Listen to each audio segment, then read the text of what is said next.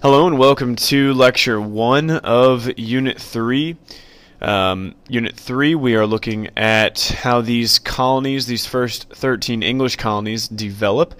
In Unit 2, we looked at how they were set up and who founded them, why they were founded. But in this unit, we're looking at how they grow, what they become. We're looking at Chapter 4, Section 1. We're talking about the New England colonies, and we are on page 95 through 101.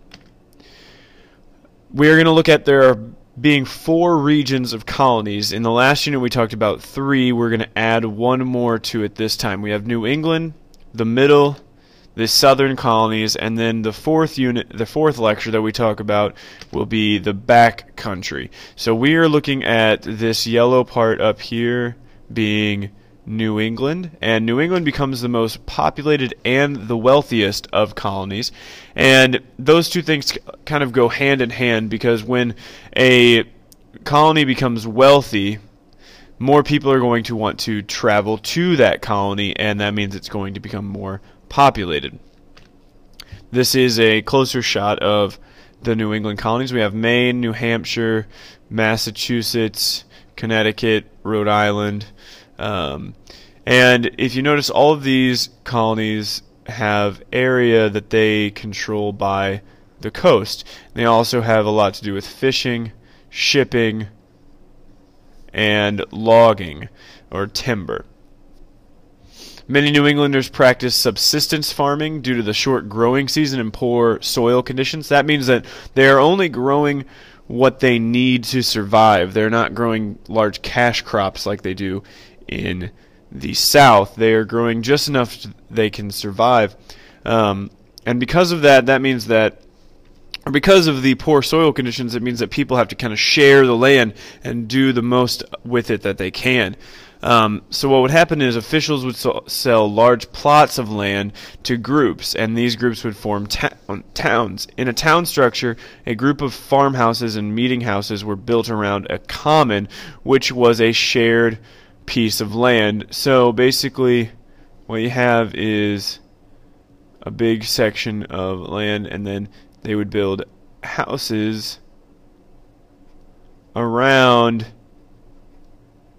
this area of land, but all structured around a common where they would grow their crops, and they would all share in working this common, harvesting and sharing in the harvest, and this little area right here would become a town.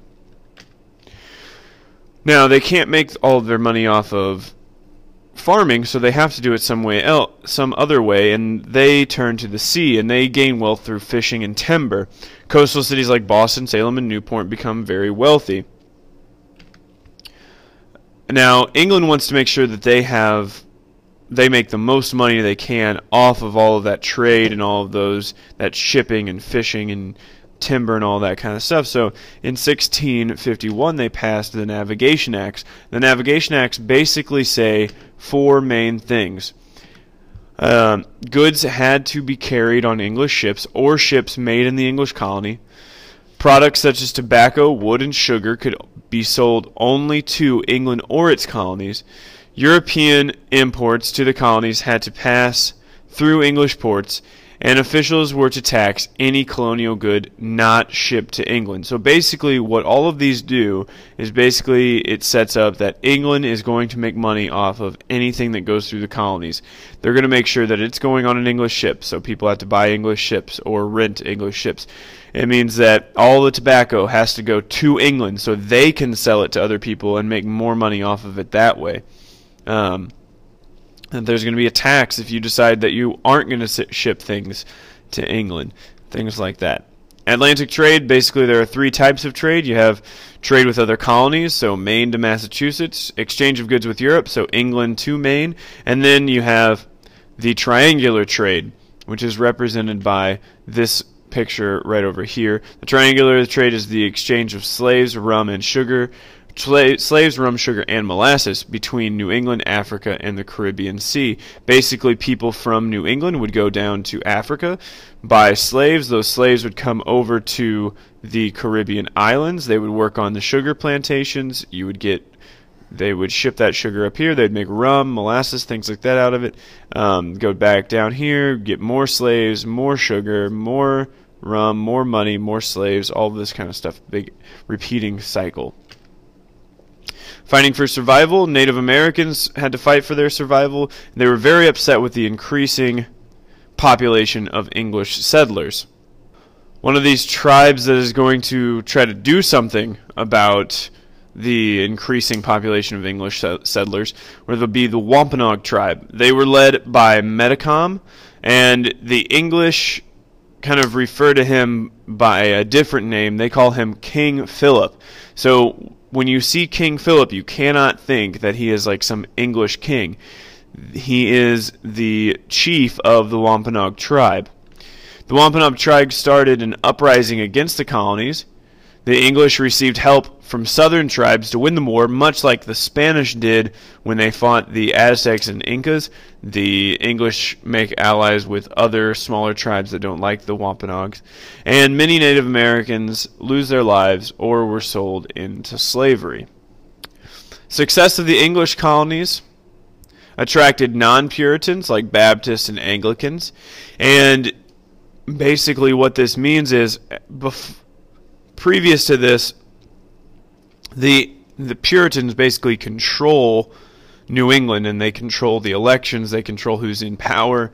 But with all of these other people coming in, they're going to be kind of forced out of power. And in 1691, a new royal charter for Massachusetts guaranteed religious freedom for all Protestants. So that means that all these new people coming in, like all these Protestants, get to vote, and that means the Puritans are going to lose their power. This broke Puritan power over New England, and the Puritan way of life was threatened, and people kind of started losing their minds a little bit. This leads us to the Salem witch trials. These events take place in 1692, 1 year after the Royal Charter broke Puritan power. Basically what was happening is girls started accusing others of witchcraft.